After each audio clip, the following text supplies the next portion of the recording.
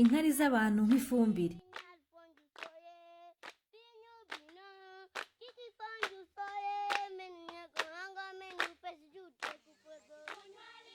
Ubu ni uburyo bw'uko wakora ifumbire yawe. Uzi ko ibyo dufata nk'imyanda ubu bishobora gukoreshwa nk'ifumbire nziza ku bihingwa? Turi kuvuga inkari z'abantu. Aha ni muri Paya mu karere ka Tororo, Uganda. Aho ubutaka burakoreshwa cyane kandi uburumbuke bw'ubutaka buri hasi kandi bugenda bugabanuka. Iyi ni imbogamizi ikomeye. Abahinzi benshi nta bushobozi bafite bwo kugura ifumbire mvaruganda ndetse n'ubwo kubona imborera. Ku bw'ibyo, umusaruro wagiye ugabanuka uko ibihe byagiye bishira, bihungabanya n'imibereho y'abaturage.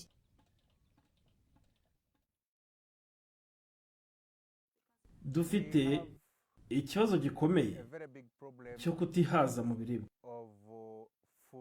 Nta biryo bihagije dufite. Ntidushobora gusarura ibyo kurya bihagije ngo tunazigamire ejo hazaza, mu gihe hazabaho amapfa cyangwa ibiza karemano. Ikindi ni izamuka ry'ubukene. Mu bihe byashize wagurishaga imyaka ukabona amafaranga, ukabika ibiryo, ukajyana abana ku ishuri, ariko ubu ni nk'aho bidashoboka kubera ko umusaruro wagabanutse. Ntabwo dufite imyaka ihagije yo kugurisha, niyo mpamvu ubukene bugenda bwiyongera kandi biraduhangayikishije. Kugira ngo hongerwe umusaruro, abahinzi bo muri Paya batangiye gukoresha inkari kugira ngo basubize ubutaka uburumbuke.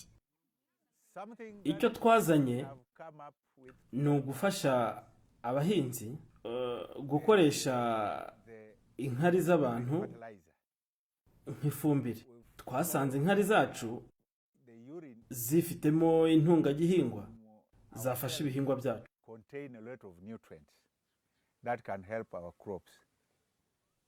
Inkari zifitemo intungagihingwa nyinshi ibihingwa byacu bikenera kugira ngo bikure.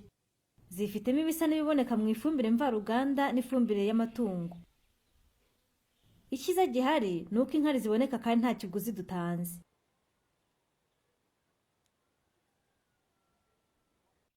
Ni ifumbire itangiza kandi biroroshye kuyikoresha.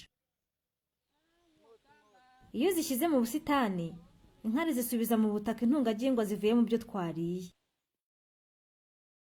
Ni gute ukoresha inkari nk'ifumbire? Ni uburyo bworoshye washyira mu byiciro bitatu: kuzikusanya, kuzibika, kuzikoresha.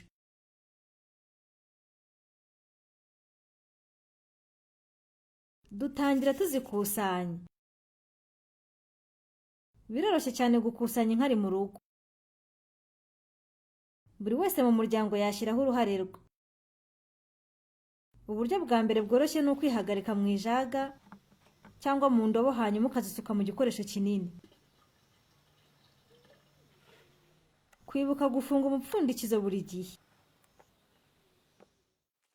Biroroshye nanone kubaka ikusanyirizo ryoroshye hacukurwa icyobo kigaterekwa amajerekani ku buryo itarengerwa n'ubutaka.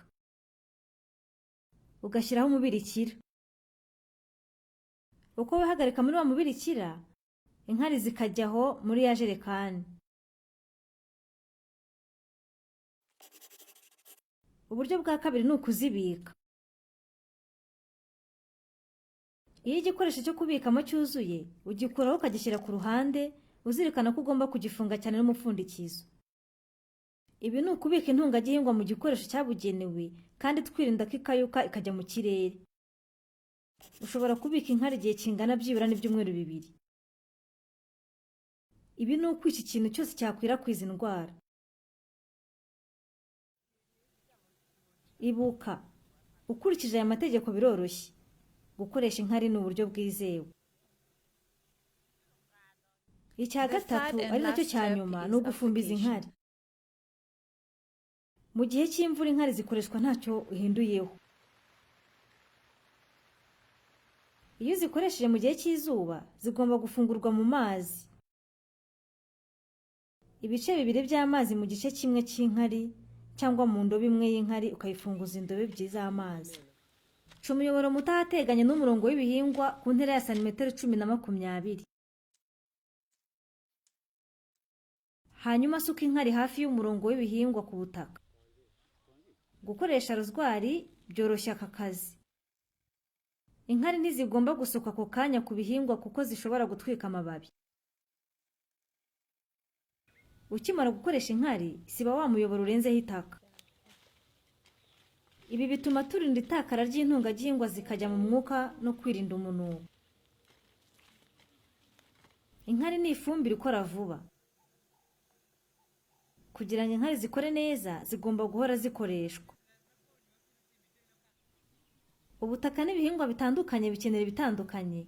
Niyo mpamvu ukenera kumenya ingano y'inkari n'igihe nyacyo cyo kuzikoresha kugira ngo zikore neza kuri buri ruhande. Itegeko ry'igikumwe ni uko ibihingwa bikenera intungagihingwa nyinshi bikiri bito. Urugero nko ku bigori, utangira gukoresha inkari mu gihe cyo gutera. Igihe imbuto zameze, koresha inkari buri cyumweru mu gihe cy'ibyumweru 4. Nyuma y'icyumweru cya 4, koresha inkari buri cyumweru cya 2. Gusa tumenye ko inkari nyinshi atari ngombwa mu kongera umusaruro. Ni ukwitonda ntidukoreshe nyinshi.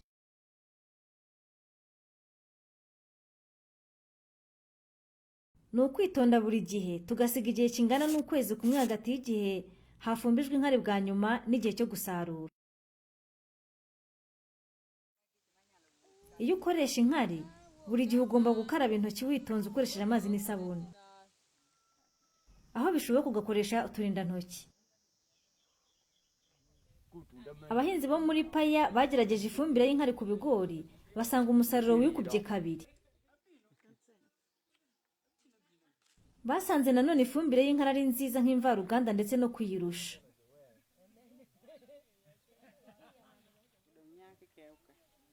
Ubu batangiye gukoresha ifumbire y'inkari ku bihingwa bitandukanye. Mu itangira, abenshi bagiraga isoni zo gukoresha inkari no kuzivugaho. Ariko bamaze kubona akamaro kazo ku bihingwa, abahinzi benshi bagize amatsiko y'ubu buryo. Ibi byateye imbaraga abandi, n'abahinzi benshi cyane mu mudugudu batangiye gukoresha ubu buryo. Inkari ntizigifatwa nk'umwanda. Ahubwo, inkari ni isoko y'agaciro gakomeye gatuma twihaza mu biribwa no mu mafaranga. Niyo mpamvu inkari twazigize nyambere, kandi abahinzi ubu bari kuzikoresha. Ku bw'ibyo, twazamuye umusaruro wacu ku buryo bugaragara, kandi abahinzi bishimiye gukoresha ifumbire y'inkari. With the urine fertilizer.